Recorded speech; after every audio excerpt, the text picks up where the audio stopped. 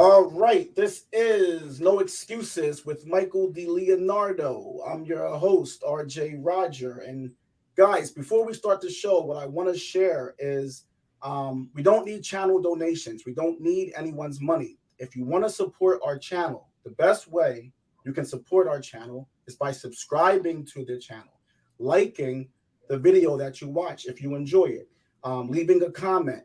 Also, if you like it, share it, tell your friends about it, post it on your social media accounts, Facebook, Instagram, Twitter, anything that you are on. If you like our channel, if you like what we're doing, please spread the word, help us get the word out. And that's the best way you can support the channel. But you can start with hitting subscribe. Michael, how you doing? All right. How's everything? Very good intro. Very good. Thank you. Tell them about the community, all the stuff you put on community. Yeah, so we got the community site where you'll find some interesting photos, things I've shared. And also in the About section, we have some historical stuff in there you could go to. Some guys who wrote books. These are the foremost people in the world about Cosa Nostra history. They come with facts, not opinion. There are opinions, but mostly facts. We will have them on the show. They had their own show starting up now. It's called The Mob Archaeologist. I'll take credit for the name. I'll take the credit. But they're great people, and we're going to have them on in a week or so. And guys, I spoke with all of them. And let me tell you, I've been researching mob history, Cosa Nostra history. Let me be respectful. Cosa Nostra history most of my life. And I'm telling you, when I get on the phone with these guys are brilliant. They correct me on things. They share things with me. If you want real serious Cosa Nostra information, this channel that's going to be started up, Mob Archaeologists, these guys are going to be a pure history channel. They're not worried about views. They're not worried about subscribers. They want to talk about history. So we hope you guys support that channel. Yeah, and it's nothing contemporary. This is all old history. That's hence the term archaeologist. Yeah. So, Michael, we've been doing a lot of heavy stuff, man. We're gonna lighten it up today a little bit. I know. That's why I want to pour myself a drink. I don't know where you're going. All right. So what I want to do with this show is have a little fun. I want to entertain our audience here. So I got 18 or 19 things I'm going to ask you. We're going to have fun. It's lighthearted, but I want you to answer the questions as best as you can. Take as much time as you have to think about something, but it's essentially going to be like a lightning type of show where I ask questions and you hit me back with an answer. No right or wrong answer to nothing. All completely situational, imaginative. All right. Our viewership will tell me if I'm right or wrong. Don't worry about it. They'll keep me in check. All right. You ready? Yes. You want to have a sip of your drink? Cheers, brother. I appreciate you. All right. My first question. You have a friend. He just got out of Alcatraz, did 10 years. His stock value is very high on the streets, okay? He comes to you. He says, Michael, my street stock is high. I can go to any family in the country. I'm not on record with anybody. I don't want to go back to jail, Michael. What family should I go to that is the most well-managed family and the least likely that I'm going to end up going back to jail, dying behind bars? And any family in the country, where would you tell your friend to go? If you don't want to go back to prison, go to the Brady Bunch. You don't want to go. Once you step out and you get involved as an associate and upwards, you're at the beck and call to commit a crime at any time anybody asks. But if you're looking for a soft landing area, there's two groups, of course. There's the West Side group, is pretty much involved in finances mostly and getting into legitimate business, then street business. And my family that I was in at one time, you could earn a great living selling linen, selling water, selling tomatoes, use our network that we have of connections in all the families. If you have something to sell, besides drugs. If you want to stay legitimate, stay out of jail. You can earn a heavy living. You really can. Just for the people we all know and the connections we have. Good answer. I wasn't expecting that, but Best. So I got 18 more to go. All right. Got 18 more to go. Next question.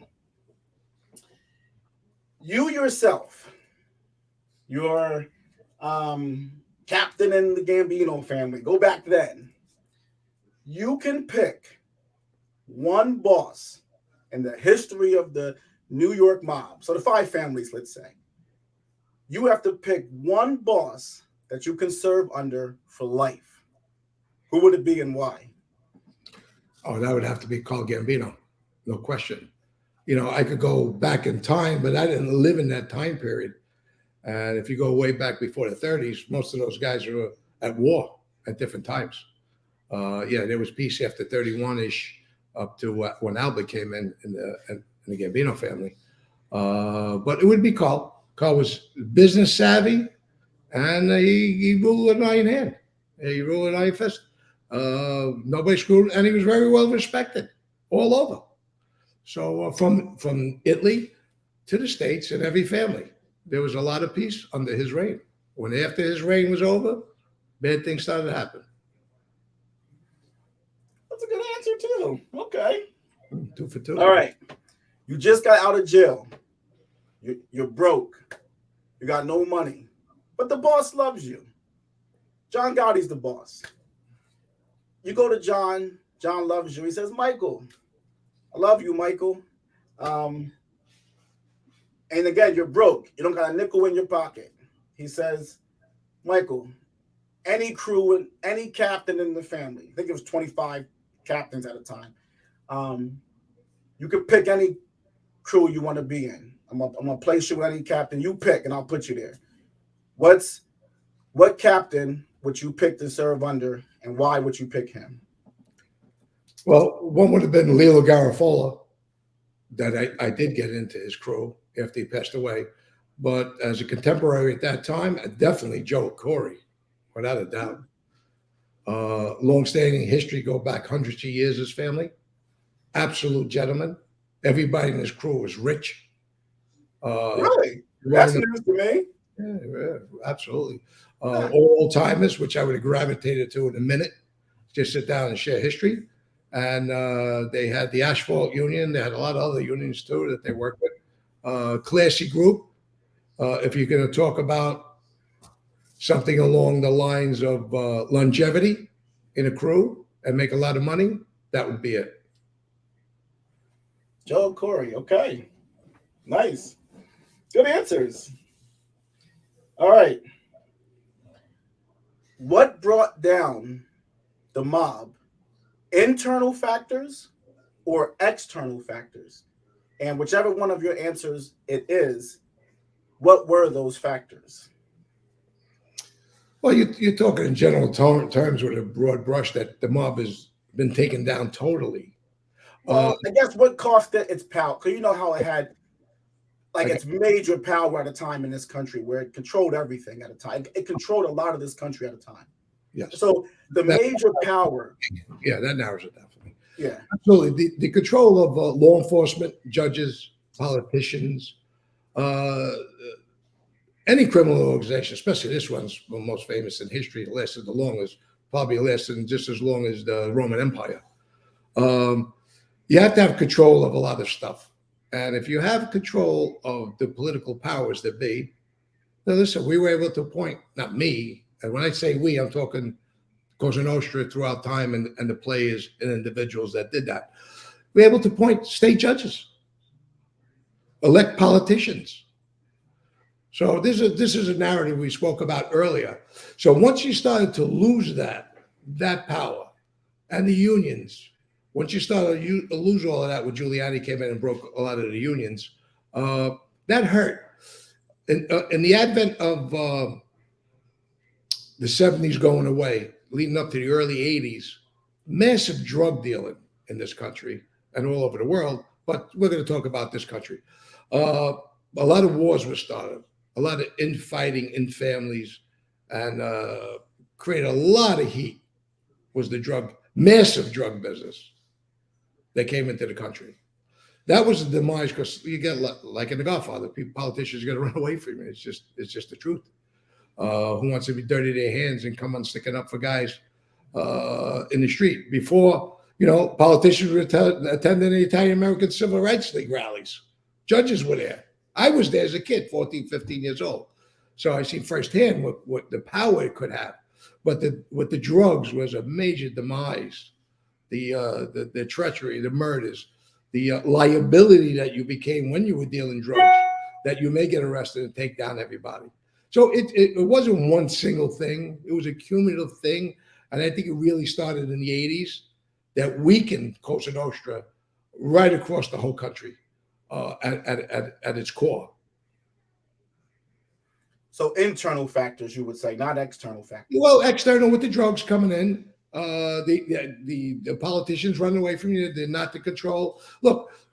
Well, hold on. I guess what I would say is, when I say internal, was what cost the mob its power caused by internally guys in the mob started doing things that were weakening it with their activities, or was it outside forces like the politicians and the investigators, and did people like Giuliani bring it down, or did people within bring it down?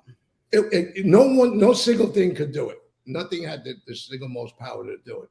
The Rico statue, where Joe Bonanno wrote that book, was devastating. They used a tool they didn't even know they had. They did seminars on it, then went after the mob. There was there was an aura, an atmosphere that happened in the United States and Sicily of just mass murders. We were killing our own people and our own families. Just, that's a subject for another day that I could really get into. But what happened? What the hell was in the air then? It was slaughtering every family, slaughtering their own guys. Was it drugs? Was it strife within the family, jealousy, power struggles? Guys getting, undercover guys coming into the family, getting caught up with tapes, creating a lot of animosity. The drug business was a really devastating blow. Thank God, my feelings today, for the last 30 years, zero drugs. It's funny. You and I talked about that privately once, and I had taken a position privately discussing with you, like, man, I think that they might still be blah, blah, blah. And you said, name one bust. Name anything. Name anything that has happened. One major bust for that was drug related, and tell me when the last one was. And I said, damn, good point. You're right. So yeah, there's a lot of sound bites about they're in the drug business. I think they're smart enough. I know they're smart enough because there hasn't been proof. Has it? The FBI has done a relentless job since the 80s, and if there was drugs going on a massive scale, there'll be arrests all over. With all the informants they have, they can never get away with it. Just like a murder, they can't get away with it the way they used to. One here, one there, a little bit. But the massive drugs, they're smart enough to stay away. Like your earlier question, there's a lot of money to be made in construction business and stock markets and everything else. So smart enough to stay out of that business, smart enough to last long. All right. Now, this is a strange question, but I find it funny. You're a strange guy. I am a strange guy. That's how we get along. Exactly. Gloria Olarte was Paul Castellano's gumata. Is that the right word? I would say so. Or strangely enough, yeah. Bizarrely enough, yeah. Okay. So Gloria Olarte, Sammy the Bull said she was 2 feet fat and ugly. That's what he said on, I think, Patrick Bet David. But Gloria said herself, she cooked all day for Paul. He ate the food, the cookies, the pasta, everything. She would make spreads of food. He would eat all day long. I never saw a man eat as much as Paul Castellano.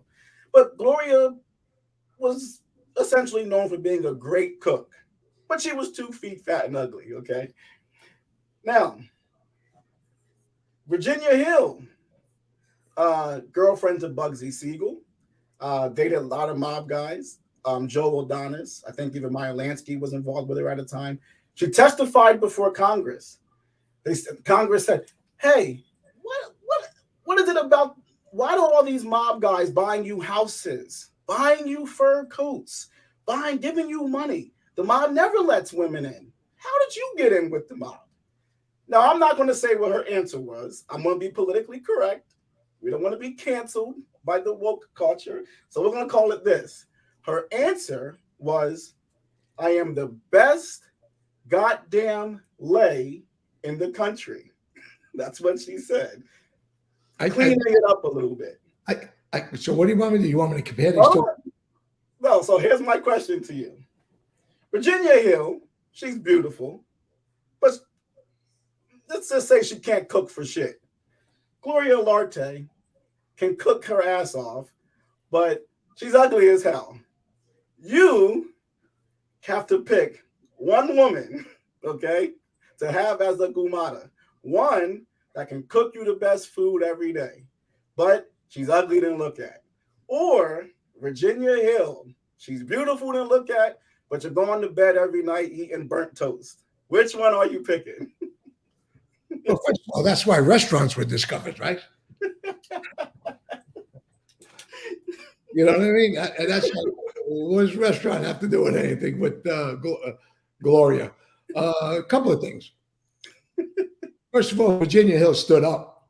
She stood up under a lot of heat, whether it was pillow talk or not.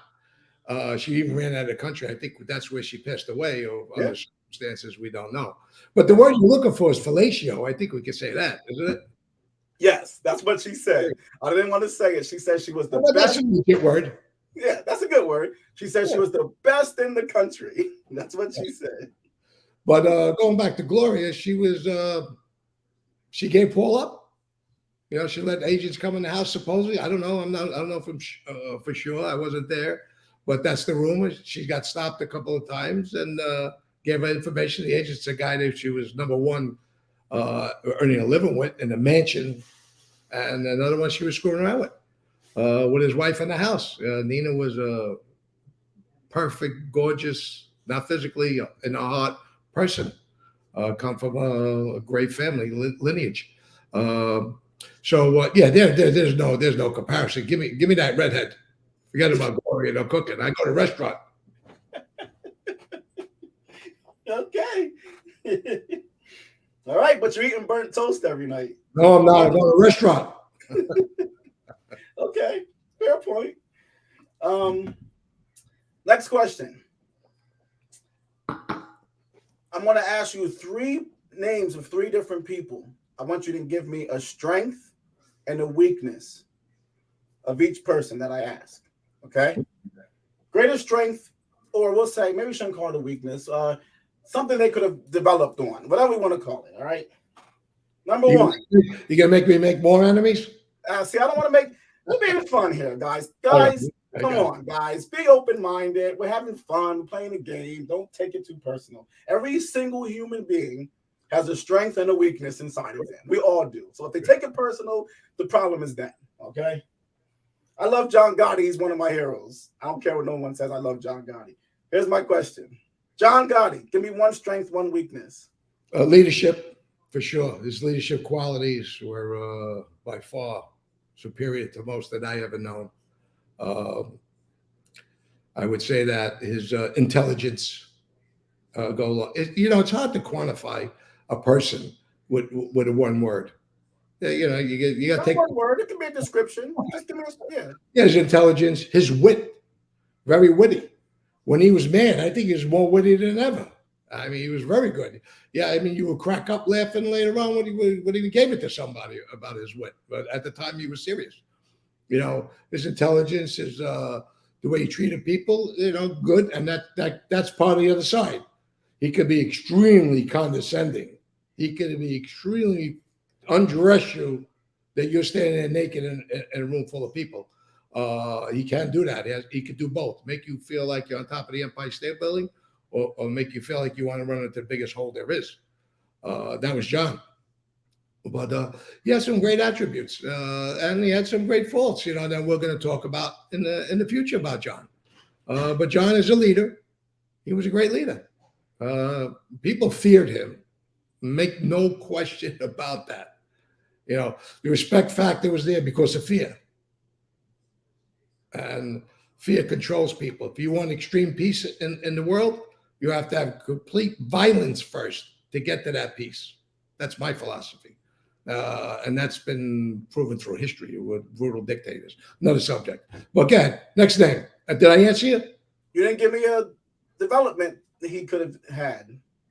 What do you mean development? A weakness. Strength and a weakness. His weakness was the way he could undress you, the way people could resent you after a while. His weakness was John liked to engage, he liked to talk. That apartment was an abomination.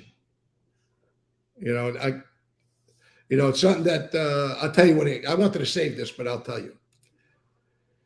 He once told me, he comes over and he had this thing about hitting you on the chest when he wants to just give you one or two lines and get in your face and just talk. He says, Michael, if I ever get caught talking on tape like Paul, I throw myself off a fucking bridge.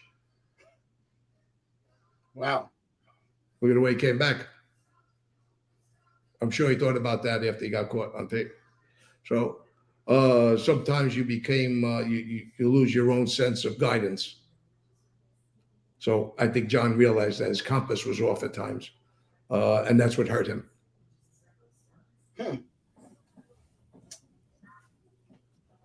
Interesting. Sammy the Bull. Oh, yeah. Don't get mad at me, John. Listen, we got a show on our channel. Well, we'll talk. Sammy the Bull.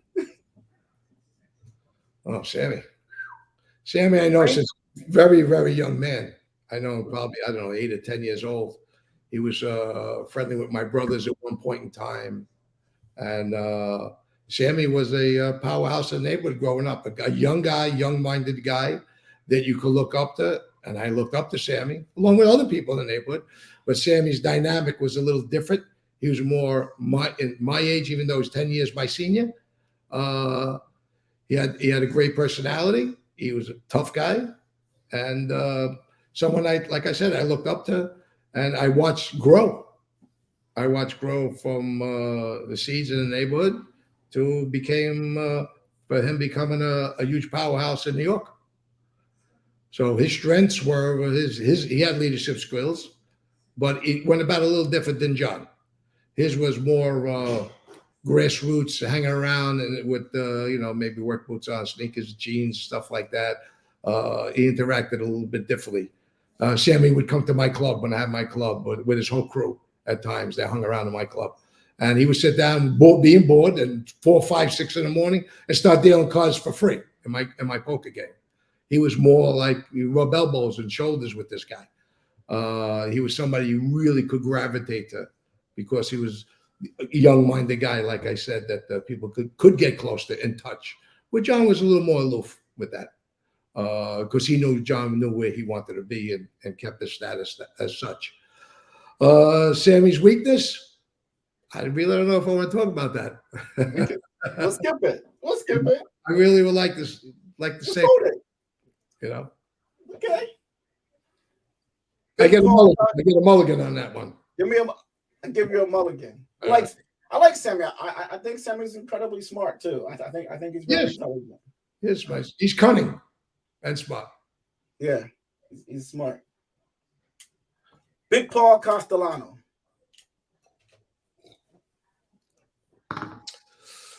Very long history in Cosa Nostra. A very stoic, rigid man. I knew Paul, hung around Paul a lot. Didn't drive him around. Knew my family very, very well. Grandfather going back, his father. My father was 3 years his senior. They went to 163 elementary school together. He was 3 years older than, like I said, Paul. They were in the same school together. Paul was a common person around the neighborhood when I was a kid growing up. He had a lot of cousins in the neighborhood. You're seeing Paul's rise to what he became. which was at the time maybe a little surprising for me as a young man. I didn't know what was going to go on after Carl died. But when Paul opened that club, he was very visible. Paul was around. It was not like a lot of people say. Paul ran away after the cases started to happen. But Paul was in the street. Paul was in that club, the Veterans and Friends, which that charter is my family's charter in that club. I have the original card. I'll put it up one day. Maybe we'll put it up now. But Paul knew my history, and Paul was very aloof. He was a guy you really couldn't get close to, as in proximity that he was. He made you know he was the boss, and he should have. He was the boss. Go next door to Restaurant Tommaso's. He would invite 50 guys. We would go next door, and I was a kid. I was, and he would invite me also, as an associate because of my lineage. So he let you in, but only so far. Now, at one time, he had asked, there was a guy named Tommasotta, right? He was related to Paul some way, somehow. The elderly man was getting senile. He asked me if I could be his driver. I said, what are you going to say? No? There's an old man there. So I was his driver until just about he really lost it and he couldn't function anymore. So Paul appreciated that. And he would have me do little details, drive cars, this, that, go up to his house, give me cookies and stuff like that. So he felt you out a different way than like John, where John Sr. wanted you to be around. He wanted to look in your eyes more. He wanted more tough guy-ish, where Paul wanted more business-minded guys. He wanted everybody to have butcher shop. John Gotti respected the street guy as a tough guy. Paul wanted you to be more business-minded and own a business and be more low-key that way. But Paul was around. Like I said, there's misnomers out there that Paul wasn't around. He was around at least 3 days a week in that club, never mind anywhere else.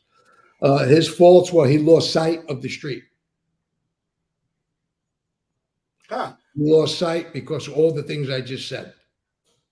There was guys that can't open up a butcher shop. They're just criminals. He hated gamblers.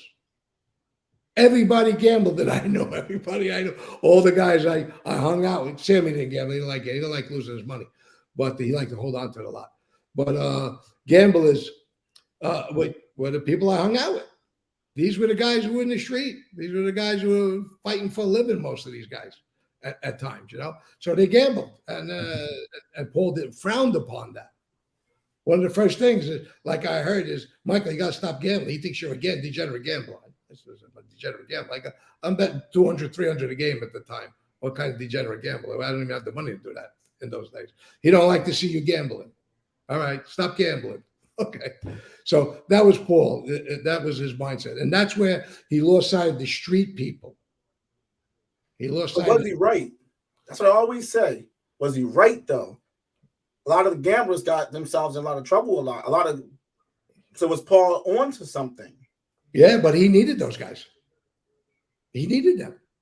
You can't hold them down. You have to know what you have to protect the family and everything else.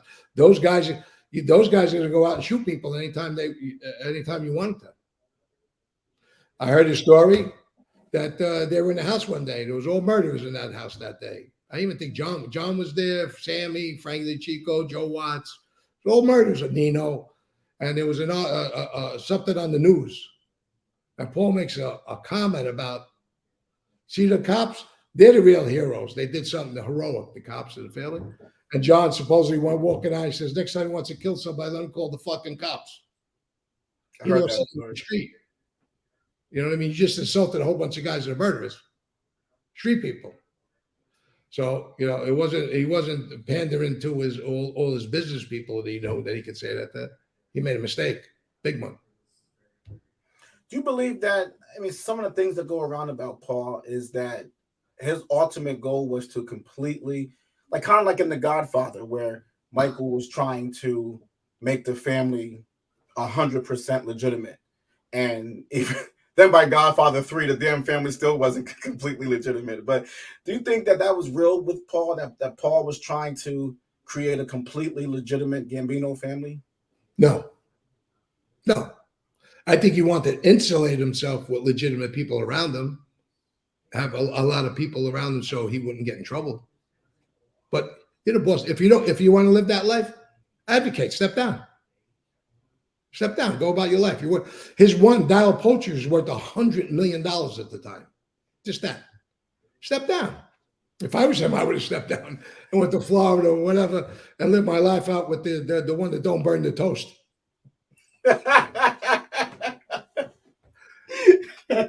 Okay. Which is another big mistake he made. I mean, he could have had anybody he wanted just about.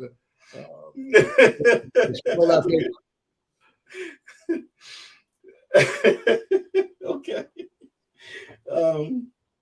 Guys, like I said in the beginning, the most support you can show us is subscribing to the channel, telling your friends about it, posting it on your various social media channels, leaving a comment, leaving a like, giving some constructive feedback. Remember, you don't have to agree with the perspective of every show. You can completely disagree. The only thing we ask, because we like a clean channel, a clean comment board, tell us you disagree. Do it in an articulate and respectful fashion. We're never going to block you for disagreeing with us. Leave feedback, leave comments, leave questions. This is all stuff that makes a better show. We read every comment on the page. So the feedback has been overwhelming. We're very grateful for it. So thank you very much. So I can't ask you enough. Subscribe, like, share, comment. Disagree with us. If everybody's just clapping all day, then we don't know how to improve. So feel free to push us. Feel free to make us a better channel. So thank you. This is No Excuses. Michael, want to say anything? Yes, through the commenters. I've had a lot of people from my real past, young childhood, to come on. It's got to be at least a dozen people. I'm really happy. Brought me back to a better time when I was younger. Some great memories, including going to buy bomber jacks, etc. We have an email up. If you care to be private in an email, feel free. RJ sees it first, and then I see it. Be patient with the comments. We had a problem with the comment section at times. They lag. Sometimes I don't see them for a couple of weeks. It's not intentional. I want to answer everybody's question that I possibly can. Good luck, and thank you for being on. If I can just say one last personal thing. I didn't do this show to make money or anything like that. I did this show because, I find Cosa Nostra to be interesting. I find Michael's life very interesting. And I think that Cosa Nostra means more than just a criminal organization. And it's something that we can learn a lot from. So for a certain extent, I have a selfish motive. I want to be a part of putting a record in place of this society that I find very interesting. But across this whole journey, meeting Michael, he's become my friend. He's become someone I care about, someone who I love, someone who I look up to and admire. But I've had a lot of personal discussions with Michael, and I can't tell you guys how much I appreciate the great feedback that has come in. This channel has been helpful in a lot of ways, and I'll leave it at that. But it's been a channel that has given us more than just views, subscribers, and likes, and ad revenue. Okay, it's given much more than that. It's been enriching on a personal level. So I thank everybody for being positive, being good-natured, and for supporting our show. So thank you guys, and I really, truly mean this. I really appreciate the great support that has come in for this channel. So that's all I got. Good, Michael? Good night. Have a great night. All right.